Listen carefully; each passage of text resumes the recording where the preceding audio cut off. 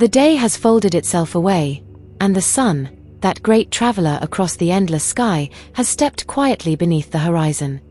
Its warmth lingers in the coral stone and the pale sand, as though the earth holds a memory of its touch. The air is different now, cooler, slower. The scents change as evening drapes itself over the Swahili coast. From somewhere inland, the faint fragrance of sandalwood curls into the night, slow, invisible ribbons rising from a brazier in the courtyard of an old house. Closer to the shore, the sea speaks in its own language. The briny breath of drying seaweed, the clean salt of the tide pulling away, the damp echo of mangrove roots in the shallows. Above, the first stars appear. They are not strangers here, they are family. Generations of sailors, merchants, poets, and lovers have looked up at these same points of light. Each one has its own name, its own place in the stories whispered by elders under the shade of baobabs or aboard dhows rocking gently at anchor. If you look south, you will see Nyota ya Jahazi, Canopus, the bright, steady heart of the southern skies. For the sailors of Kilwa, Mombasa, and Zanzibar, this was no mere star. It was a companion, a teacher. It spoke in the language of distance and direction, its rising and setting marking the turning of the seasons, the change of the monsoon winds. Farther east, low on the horizon, a cluster of tiny, shimmering lights appears, the Pleiades. In Swahili they are sometimes called Colonial, the plough, for their role in marking the seasons of planting and harvest on the mainland. But to the sailors, they meant something else. The arrival of the Kuzi monsoon from the south, the wind that would fill the lateen sails of dhows and bring the world to their coral harbors. When these stars sank once more from the night sky, the Kaskazi winds would come, calling the ships northward again. This is the Swahili coast, a place where the ocean has never been a barrier, but a bridge. For 1,000 years and more, the monsoons have carried voices and goods from Arabia, Persia, India, and even the distant ports of Cathay. In return, gold and ivory, mangrove poles and tortoiseshell, and the poetry of this coast traveled outward, weaving the Swahili people into the wide cloth of the Indian Ocean world. It is a coastline of carved wooden doors and coral stone walls, of market squares filled with the scents of clove and cinnamon, of call to prayer rising into the morning and the slap of waves against moored hulls at night. It is a place where Islam's rhythm of prayer beats in harmony with older coastal traditions, where blessings for safe passage are whispered both in Arabic verses and in quiet offerings to the spirit of the sea. And tonight, we are not merely here to observe. We are travelers. We will slip gently into the tide of time, letting the night carry us backward to when the Swahili city-states flourished, when the harbor lights of Kilwa Kisiwani flickered like stars fallen to the water, and the carved balconies of Mombasa leaned over narrow streets where merchants spoke in a dozen tongues. We will walk the markets at dawn, hear the songs of sailors on moonlit decks, and feel the deep, wordless conversation between the dhow and the sea. We will see the gold of Sofala change hands in shaded courtyards, and we will smell the spices from Zanzibar long before we step ashore. This is not a hurried voyage. The sea will not be rushed, and neither will we. We will travel at the pace of the monsoon, letting each chapter of this journey unfold like a sail catching wind, slowly, gracefully, with purpose. And so, traveler, if you find peace in these waters, if you find stillness in the sound of wind in the rigging, in the slow turning of constellations above, then you are welcome to linger here as long as you wish. If this space brings rest to your evening, you may share it with another traveler who needs it. You may follow the thread of these stories wherever they lead. Below, you'll discover a carefully chosen list of African history books, maps leading to lost cities, forgotten dynasties, and silent ruins that wait patiently for curious hearts. Alongside them, you'll find quiet tools for sleep, soft companions to guide you into the calm embrace of dreams. Now, let your eyelids grow heavy, draw a slow, steady breath, and allow the hidden path to reveal itself before you. Chapter 1. The Night Sky of the Swahili Coast. The day has surrendered itself to the horizon. The last breath of the sun is a ribbon of deep orange fading into the indigo embrace of night. Above the quiet shoreline, the air softens. It still carries the memory of the day's warmth, but it is gentler now, like the touch of a hand that lingers a moment before letting go. From somewhere inland comes the ghost of a fragrance. Sandalwood smoke rising from a brazier in the courtyard of a coral stone house, its carved door shut for the evening. Closer to the water, the scent changes. Here is the brine of the tide retreating over coral rock. Here is the faint green note of mangrove roots exhaling into the night air. Here is the whisper of drying seaweed, crisping in the coolness between tides. The sky, which only an hour ago was a pale vault over the coast, has deepened to a rich, velvety blue. The first stars are appearing, shy at first, then more bold with each breath of darkness. To the people of the Swahili coast, these stars are not strangers. They are relatives, familiar as the streets of a market or the faces of kin. Their names are carried in the Swahili tongue, some drawn from deep Bantu roots, others from Arabic, brought by sailors who spoke the language of the Kuan and of the sea. Look south, there burns Nyota ya Jahazi, Canopus. To an untrained eye, it is merely a bright star. But to the sailor, it is an anchor point in a shifting world, a fixed reminder of south and of season. Canopus told them when to expect the shifting breath of the Indian Ocean. It was a star that lived not only in the sky but in the bones of navigators, a point of trust in the vast moving map above. And then there, toward the east, rising low and delicate, is the shimmering cluster of the Pleiades.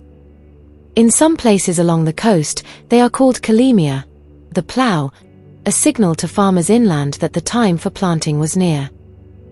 But on these harbors, their rising meant something different. It told the sailors that the Kuzi winds were waking.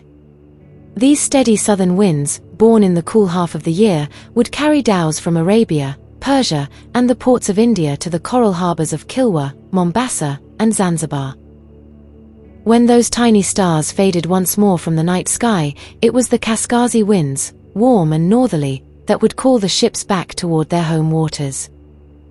The sky above the Swahili coast was not simply a decoration of the night. It was a breathing, moving manuscript, the oldest chart a sailor could own. There were no compasses here in the early centuries, no printed maps. Direction was read in the lean of a constellation, in the slow rising of Orion's belt, in the arc of the Southern Cross sinking into the western horizon. Each of these signs had been taught from mouth to ear, from elder to apprentice, for centuries. And with each star came a story. An elder might tell of a fisherman who followed Canopus across a moonless sea and found an island rich in shells. A young boy might learn that the Milky Way, that great, pale river across the sky, was a path for the spirits, linking the worlds of the living and the dead. The stars did not only tell direction, they told origin and destiny. Sometimes, on nights when the harbor was still and the tide was turning, sailors would gather on the deck of a moored dhow, their eyes lifted to the sky. One would point out a star, speaking its name in Swahili, then in Arabic, tasting the different shapes the same light could take in two tongues.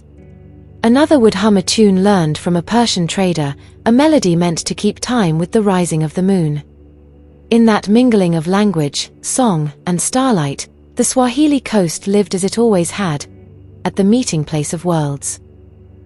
For the navigator, the night sky was a conversation, and each voyage was a question to which the stars would give their answer. A shift in the brightness of a star near the horizon might warn of approaching clouds. A haziness in the constellation of Scorpio might mean distant rain. These were not guesses. They were readings, as precise, in their own way, as the charts drawn centuries later in European academies. And yet, the relationship between sailor and sky was not only one of utility. There was reverence in it. The ocean was vast, the night infinite. A man alone with the tiller could feel very small beneath such immensity. To see the same star each night, unchanged in its slow turning, was to feel that the universe itself could be steady and kind, even when the sea below was restless. In the villages along the coast, those who stayed ashore would sometimes look up at the same stars and imagine where their loved ones might be, far beyond the horizon, guided by those same lights. A wife might whisper a prayer toward Canopus for her husband's safe return. A mother might trace the Pleiades with her finger in the air, remembering the season when her son last set sail. The night sky of the Swahili coast was thus both compass and comfort. It held in its patterns the beating heart of a maritime civilization, one that thrived not by resisting the sea, but by listening to it, and to the heavens that bent over it like a great, protective dome. Gentle fade of sounds, a night breeze, the distant croak of a frog in the mangroves, the soft creak of a wooden hull shifting with the tide. Chapter 2. Preparing for the voyage. Before the dhow ever kissed the swell of the open sea, the journey began here, on the shore, in the living heart of the Swahili port cities. Kilwa, Mombasa, Zanzibar, names that tasted of salt and sunlight, coral dust and cinnamon. Their streets, narrow and winding, were shaped by centuries of footsteps, their walls built of coral rag, cool in the midday heat. In these streets, the preparations for a voyage unfolded like a ritual, part work, part prayer, part quiet conversation with the ocean itself. It would be easy to think that a voyage began when the anchor was raised. But those who knew the sea understood differently. The voyage began the moment a merchant unfurled a list of needed goods in the morning light, or when a shipwright ran his palm along the curve of a dhow's hull to feel for weakness. The vessel was not a machine, it was a living thing. Each plank had been chosen with care, hewn from seasoned timber brought from inland forests or traded from distant shores. The African teak, known for its stubborn resistance to rot, might have been felled by a man whose grandfather had done the same for another ship a century before. These timbers were shaped by adze and blade, their edges joined not with iron nails but with the quiet strength of coconut fiber rope, koya, woven by the skilled hands of women in the villages nearby. Each stitch was pulled tight, then sealed with the oil of a shark's liver, thick, pungent, and enduring. It would keep the sea from seeping in where it was not wanted.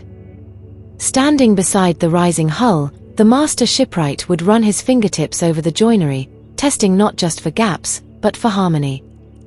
A dhow that carried the crew safely across the Indian Ocean was not simply strong, it was balanced, proportioned like the curve of a calligrapher's letter. In the ship's body was an art older than the stone cities themselves, a tradition carried on without parchment or ink, written instead in the living memory of those who built.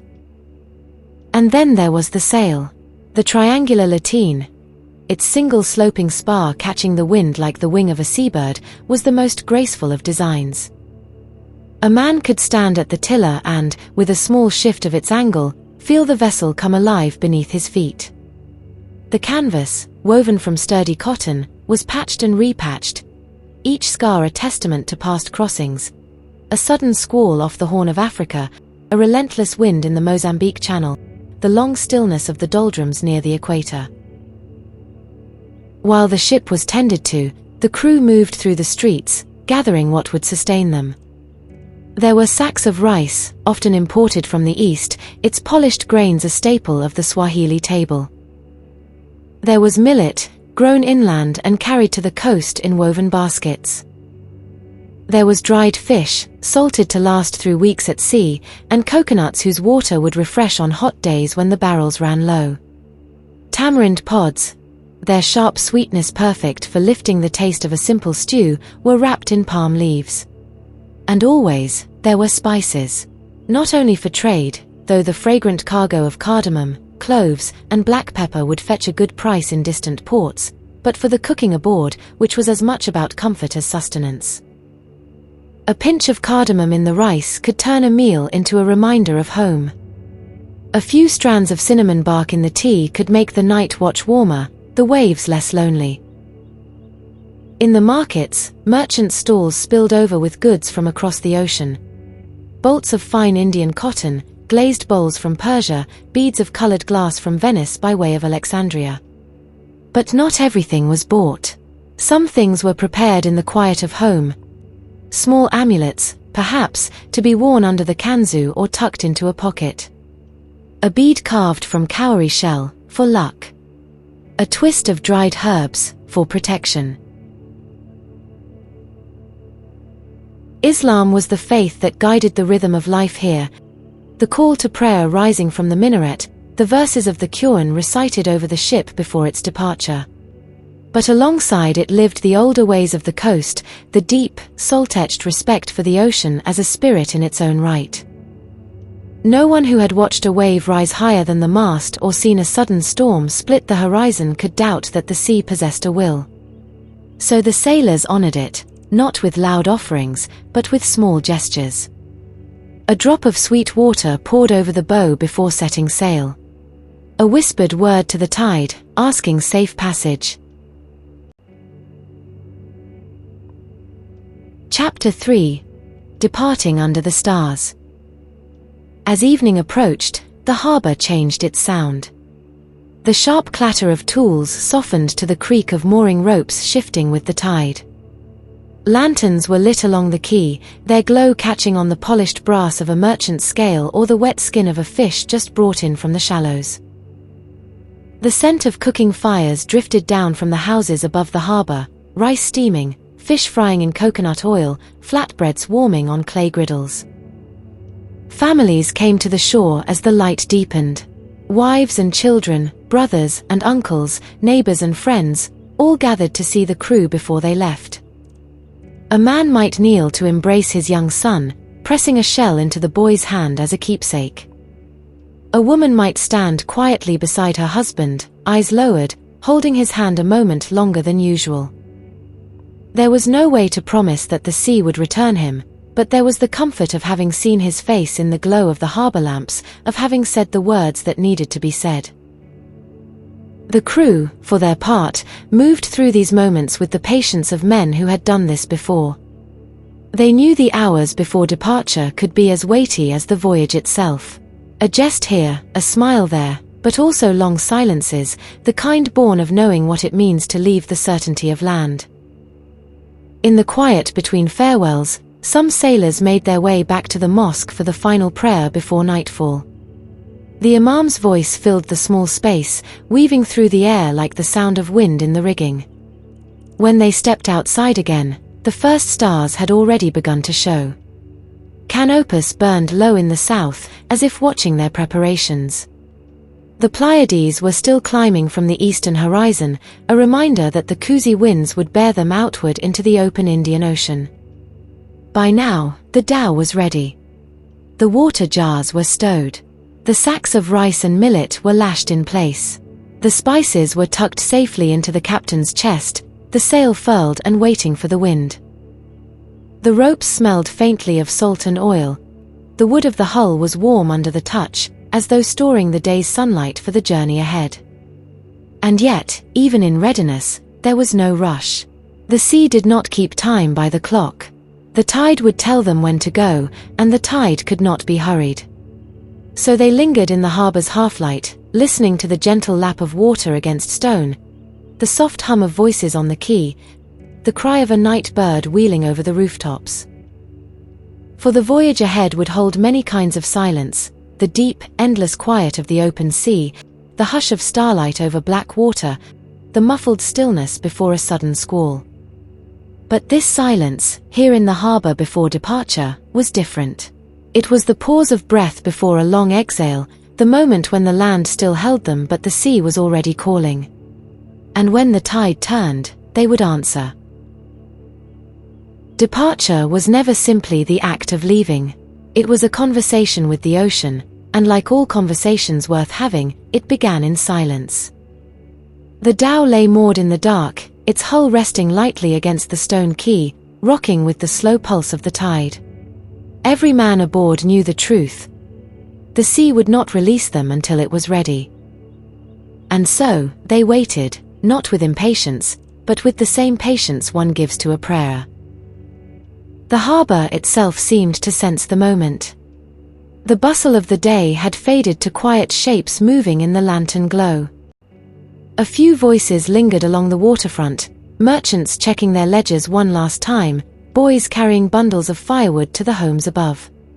Somewhere, a woman's laughter floated down an alleyway and disappeared into the sound of water against stone.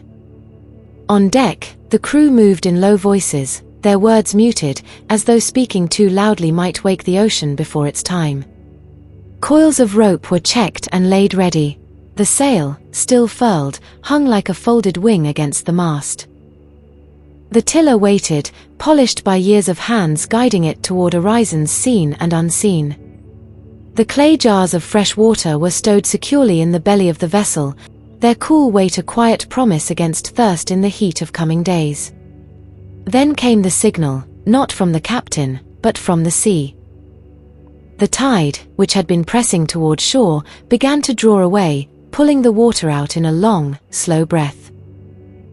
To the sailors, this was not just a shift of water but an opening of the sea's great hand, a gesture that said, "Now, come." With practiced hands, the crew cast off the mooring ropes. Lanterns were unhooked and hung from the rigging, their golden circles trembling on the black surface of the harbor.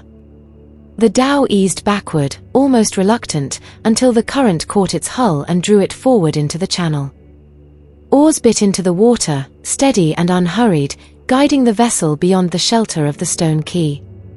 Behind them, the land began to lose its edges, houses blurring into shadows, the last voices folding into the wind.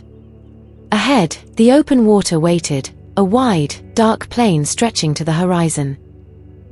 The helmsman took the tiller, his posture easy but intent, eyes fixed not on the water but on the night sky.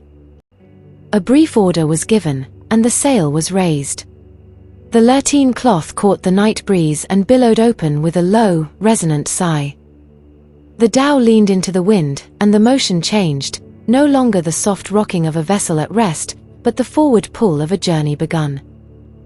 And above there was the map. Canopus, Nyota ya Jahazi, burned in the southern sky, a white flame so bright it seemed close enough to touch.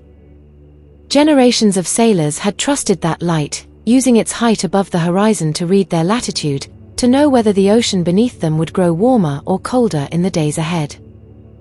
To the untrained eye it was simply a star, but to the navigators of the Swahili coast it was a companion, a voice saying, "I have seen you before, and I will guide you again." Further east, the Pleiades shimmered in their tight cluster, each point a sharp bead of light. Their rise in the sky was no idle beauty, it was a herald of the Kusi monsoon, the south wind that carried dhows outward toward India, Persia, and Arabia. In a few months, when those stars sank again into the sea at dusk, the Kaskazi wind from the north would return to bear them homeward. The helmsman read these signs not as one might read a chart, but as a shepherd reads the ground for the prints of his flock, intuitively, with an intimacy born of living alongside them. He knew where certain stars would rise, and where others would set beyond the invisible edge of the world. Some aligned with islands, others with far-off headlands, others with nothing but the open deep, and even those were precious, for they marked the pathways of the winds. The night was not silent. The sea spoke in its own language, the soft hiss of water along the hull, the creak of the mast leaning against the pull of the sail, the deep wooden groan of the dhow shifting as the swell passed beneath. Somewhere aft, a man hummed a melody, not loud enough to draw attention, but enough to keep his own hands and mind steady during the long hours of night watch. It might have been a prayer.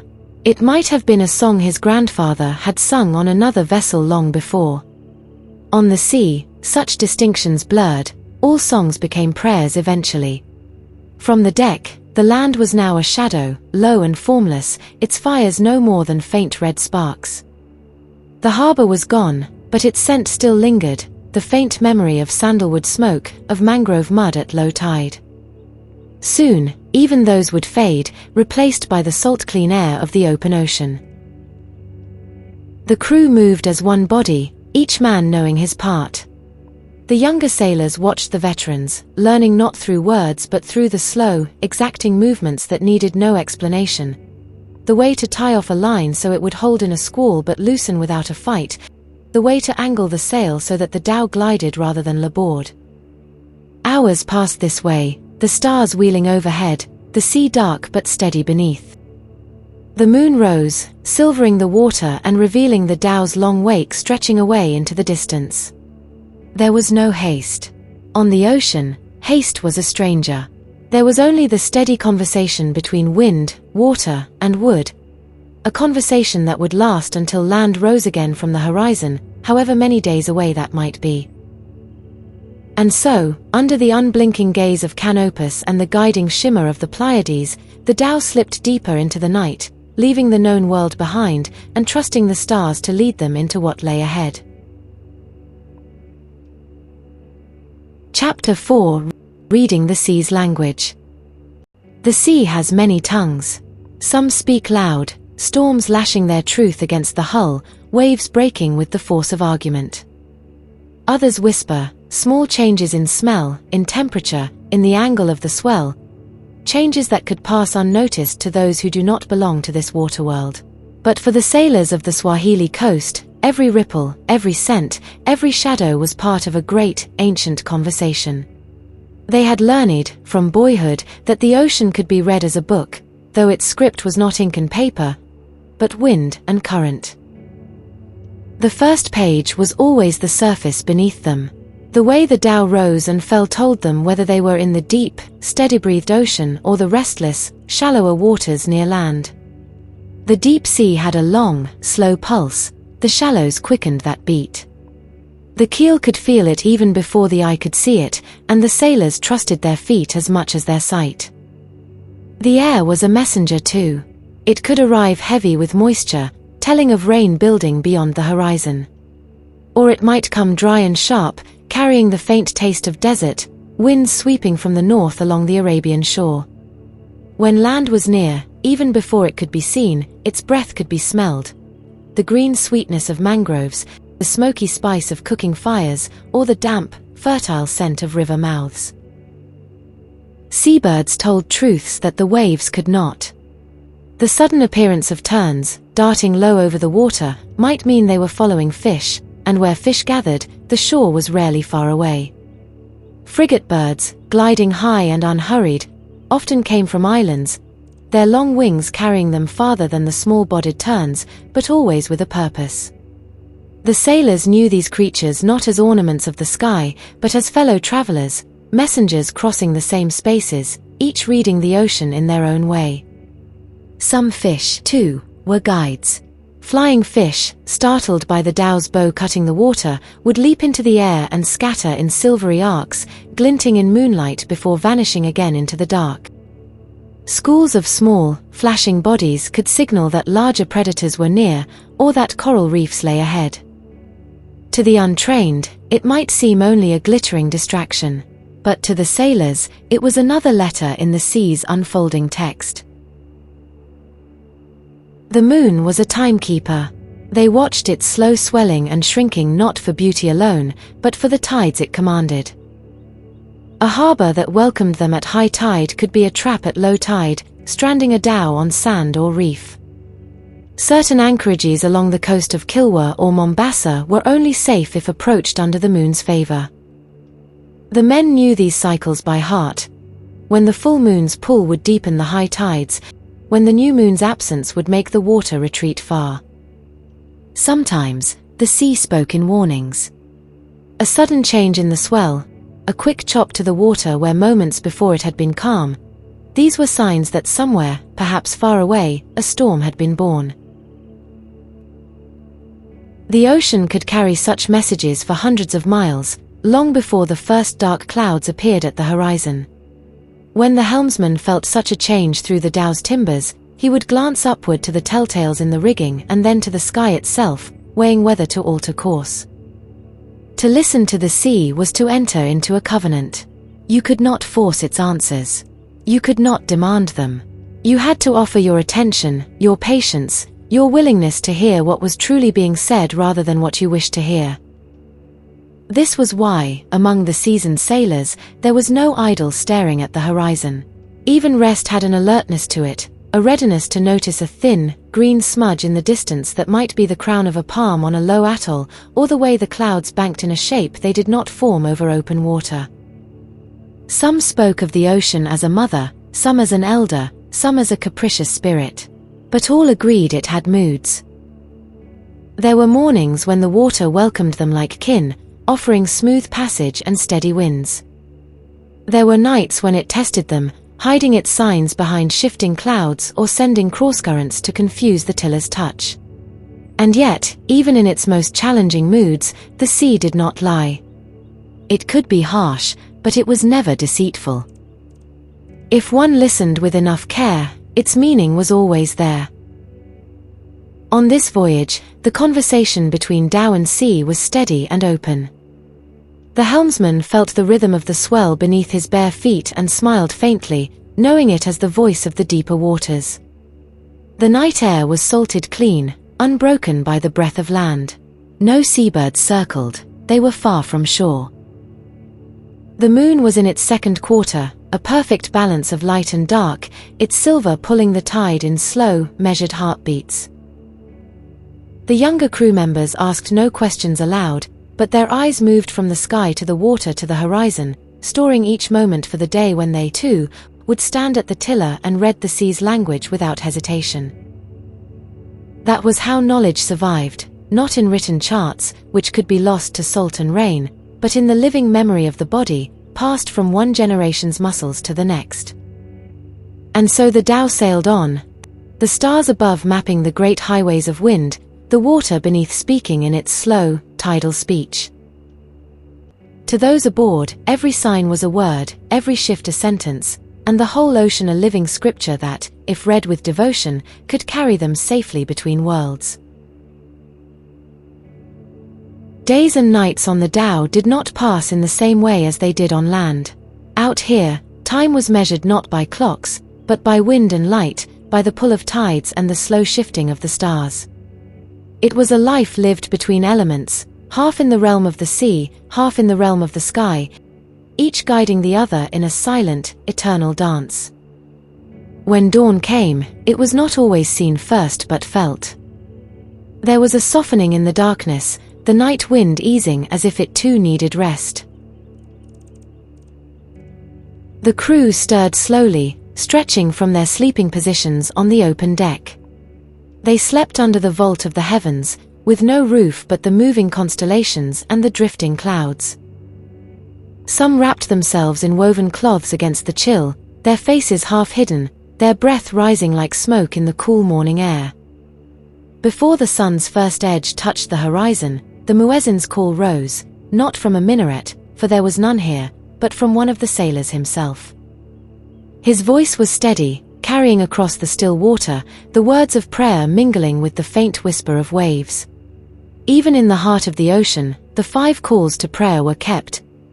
They were the clock, the anchor, the compass of the soul. After prayer, tasks began. The sail might need trimming if the wind had shifted in the night. Rope had to be checked for fraying, each strand of coconut fiber was a lifeline. The dhow's hull was inspected for any change in sound. Wood, like a living creature, spoke when it was stressed. The youngest crew members learned to listen not only with their ears but with their hands pressed to the timbers, feeling for the deep, resonant thrum of health or the faint, hollow change that meant trouble. Meals were small but sustaining. Rice was boiled in a blackened pot over a small brazier set safely in a sheltered part of the deck. Sometimes it was flavored with tamarind or cardamom, other times eaten plain with strips of dried fish caught on an earlier voyage. Coconut was a gift beyond measure. Its water quenched thirst when fresh water was rationed, and its flesh was grated into meals for nourishment. Food was more than sustenance. It was a tether to home, a reminder that beyond the endless shifting of blue, there were kitchens and hearths waiting. When the scent of spices rose from the pot, it brought back memories of narrow streets in Kilwa scented with cloves, of Mombasa's markets with baskets overflowing in every shade of ochre and gold. Eating together was a ritual. The crew sat in a loose circle, the pot in the center, hands sharing from it without hierarchy. At sea, each man's hunger was the same.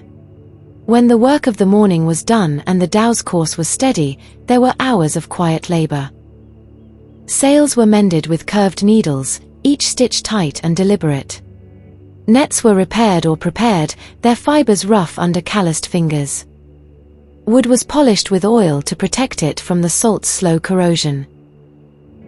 These were tasks that did not shout for attention, but if left undone, could mean disaster. Stories filled the spaces between chores.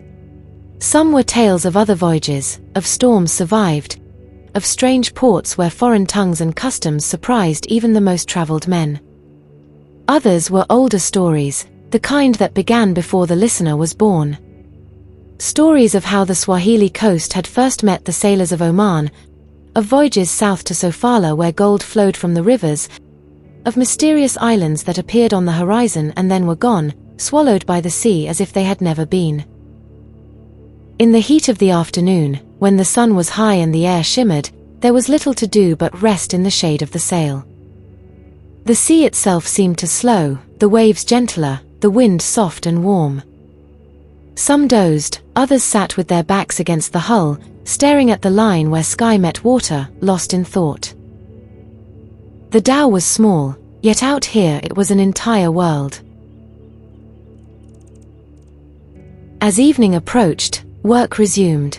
The sail was adjusted for the cooling winds.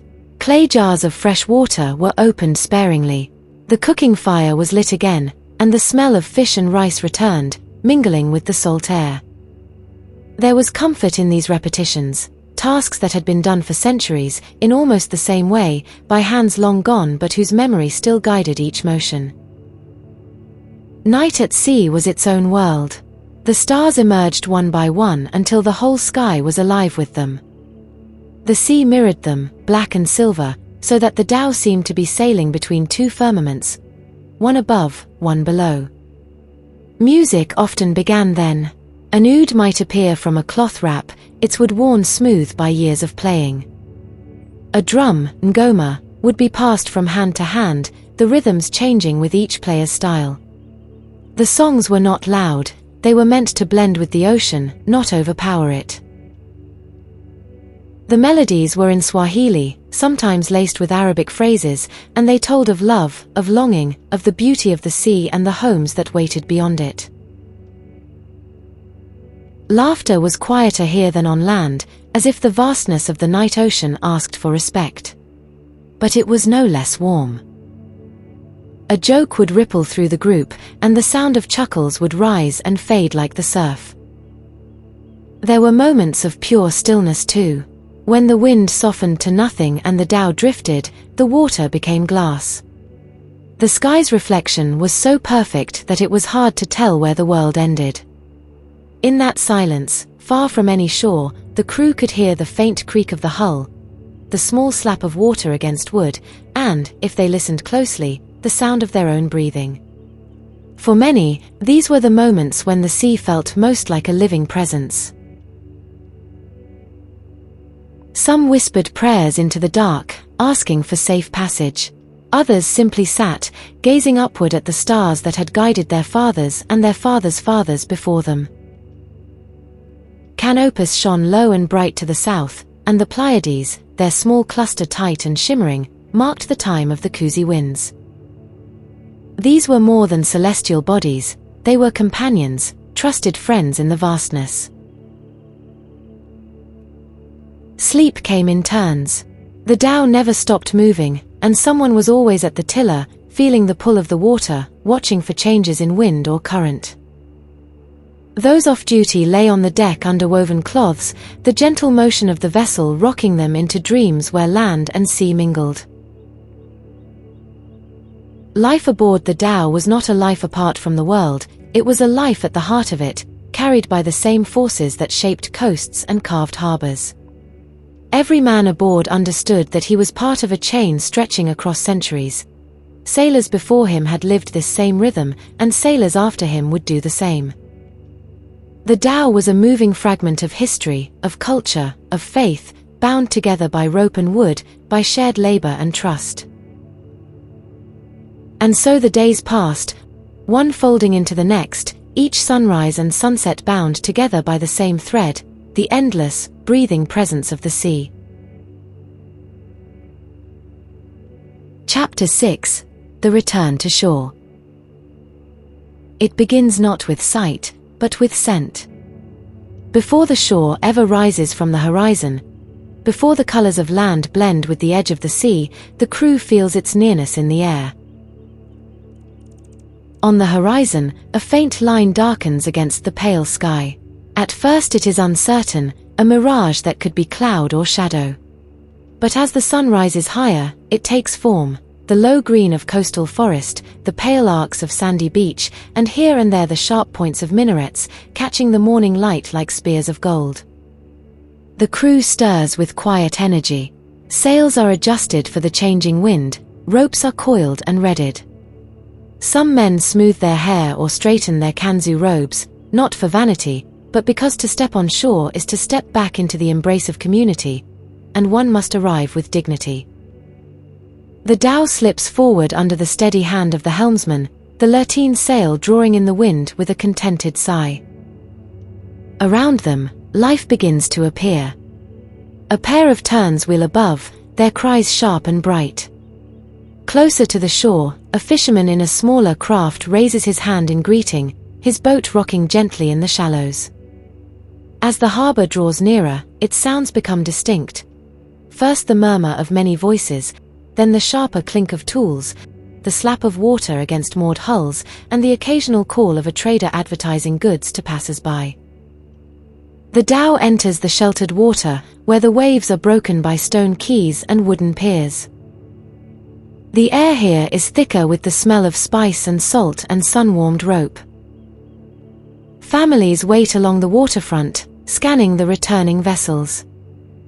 Some shade their eyes with their hands, others stand on tiptoe, leaning forward as if to shorten the space between themselves and the men they seek.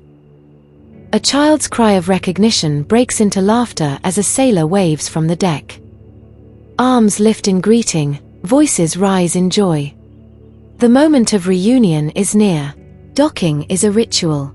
The dhow's sail lowers slowly, folding in upon itself like the closing of a great wing. Ropes fly from ship to shore, caught and tied by practiced hands. The hull settles into stillness, the gentle rocking replaced by the firmness of the quay beneath. Men step ashore one by one, their feet adjusting to the unmoving earth. Some pause for a heartbeat before crossing the final plank, as if to mark the crossing from one world to another. Hands clasp in greeting, cheeks touch in the Swahili manner, and voices overlap in a weave of questions and blessings. The cargo is unloaded carefully, for each piece is both a trade and a story. Bales of fine Indian cotton, soft as windblown clouds. Glazed bowls from Persia, their surfaces painted with patterns as intricate as coral. Small jars of glass beads, gleaming in shades of turquoise and amber. Bundles of dried cloves from Zanzibar's plantations, their scent rising in the warm air like a hymn to the land. Yet it is not the goods that hold the greatest value. It is the stories the sailors bring back. Tales of distant ports where languages mingle, of seas crossed under unfamiliar constellations, of strangers who became friends over a shared meal aboard a foreign deck. These stories are traded over steaming cups of tea, under the soft light of oil lamps, the listeners leaning in as the teller's voice turns low and rhythmic. For the sailors, the return is more than just the end of a journey. It is a renewal of the bond between sea and shore. The ocean has carried them out and brought them back again, as it has done for generations. And though their feet now stand on firm ground, a part of their spirit remains with the waves, listening always for the call of the next wind. When night comes, the harbor glows with small lights. Lanterns swinging in the breeze, reflections trembling on the water. From the deck of a moored dhow, a sailor looks up. The stars are there, unchanged. Canopus burns low to the south, the Pleiades sparkle in their eternal cluster. These same lights guided him outward and home again, as they have for centuries, and as they will for centuries to come. The land embraces him now, but the sea has left its salt in his blood. And in the quiet of his heart, he knows, this was not the last voyage. The ocean will call again, and he will answer, as surely as the tide returns to the shore. And so, our voyage finds its rest. The dhow lies quiet now, her sails gathered in folds like the wings of a bird at roost. The harbor has taken her back into its arms, the tide rocking her as a mother rocks a child. The air here at the quay smells of mangrove and smoke, of spices from far-off lands, of stories waiting to be told. Around us, the lanterns sway in the evening breeze, their glow spilling across the worn planks. Each golden flicker catches in the eyes of those who have come to greet us. Eyes bright with relief, with joy, with love. We have traveled far together, you and I. We have looked upon the night sky of the Swahili coast, where the stars themselves are storytellers. We have walked the narrow streets where merchants prepare for voyages that are more than mere trade, they are rituals, threads in the great weaving of the world. We have stood on the deck as the dhow slipped into darkness, trusting the pull of the tide and the wisdom of those who read the heavens. We have listened to the language of the sea, heard the whispers of fish, wind, and moonlight. We have shared the silence of the deep ocean, the laughter of shipmates, the heartbeat of the waves. And now, we return, changed, as all travelers are. But this journey does not end here, not truly. Every voyage leaves an echo, and an echo becomes a call. Somewhere, another tide will turn, another wind will rise. And when it does, I would like you to be there, waiting on the shore, ready to step aboard once more. If you have found peace here, if the ocean's breath has calmed you, if these tales have painted quiet harbors in your mind, then you carry a part of this story now. The sea is vast, but so too is the circle of those who listen. You can help it grow. Tell someone, just one person, of the night skies over Kilwa, of the scent of cloves in the market at Mombasa, of the dhow's sail rising like a moon against the wind. If you wish, you can leave a small sign here, a mark that says I was part of this voyage. In the way of this modern harbor, that means liking this tale, subscribing so you may find the path back, or sharing it with another traveler whose heart is open to the ocean's song. And as you drift now into the soft embrace of sleep, we invite you. Like this story if it brought you calm, share it so others may walk beside you in spirit, and subscribe so you never miss the next tale whispered by moonlight. Beneath this video, you'll also find a carefully chosen list of African history books maps to lost cities, forgotten dynasties, and silent ruins alongside tools for rest and reflection, to help you drift softly into the embrace of dreams.